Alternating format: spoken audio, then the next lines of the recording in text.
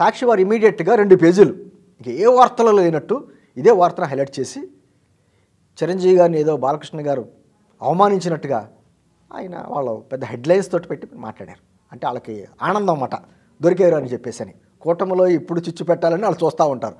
దానికి పెట్టి 2 పేజీలు రాసి దాంట్లో బాలకృష్ణ గారు జగన్మోహన్ రెడ్డి గారిని సైకో అన్న పదాన మీద ఆ జూపిడి గారు లాంటి వాళ్ళు స్పందించినటువంటిది చిన్న చిన్న ముక్కల కింద వేసి అది పక్కకి వెళ్ళిపోయింది. ఇది పెద్ద విషయం. ఇక నేనేమంటున్నానంటే గోపి గారు, అభిమానులు కావచ్చు, కార్యకర్తలు కావచ్చు, వాళ్ళు వేస్తున్నటువంటి వల ఇలాగే వేస్తున్నారు. నిజంగా వాళ్ళకి బాధ కలిగి ఉంటే జగన్మోహన్ రెడ్డి గారిని సైకో అన్న పదాన్ని హైలైట్ చేసుకోవాలి కదా.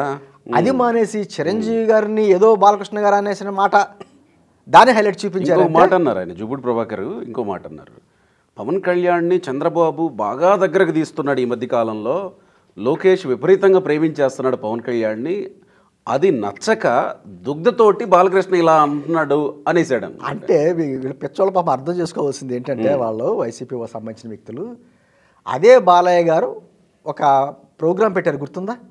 Private programme. దాంట్లోని పవన్ కళ్యాణ్ గారితో ఇంటరాక్ట్ అయ్యి ఒక ఏమంటారు దాని ఆ ప్రోగ్రాం పేరు నేను మర్చిపోయాను. అయితే అన్స్టాపబుల్లో పవన్ కళ్యాణ్ గారితో బాలకృష్ణ గారితో జరిగినటువంటి అది సంభాషణ కావచ్చు, కన్వర్జేషన్ లాస్ట్లో పవన్ కళ్యాణ్ గారిని ఏ విధంగా బాలకృష్ణ గారు పొగిడి పవన్ కళ్యాణ్ గారి వ్యక్తిగత జీవితం గురించి మాట్లాడితే ఈసారి అని చెప్పి చాలా తీవ్రంగా ఆయన స్పందించారు.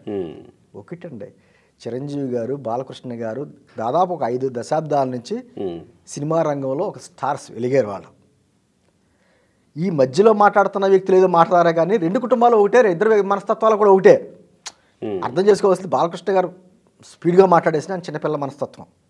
అదే చిరంజీవి గారు కూడా చిన్న విషయాలు కూడా ఆయన బాధపడిపోతాడు. ఆయన ఏంటంటే అటువంటి అప్పుడు సార్ అగ్గిపుల్ల వేయడం ఒక సెకనం, దాన్ని ఆర్పాలంటే చాలా కష్టం, చాలా కష్టం.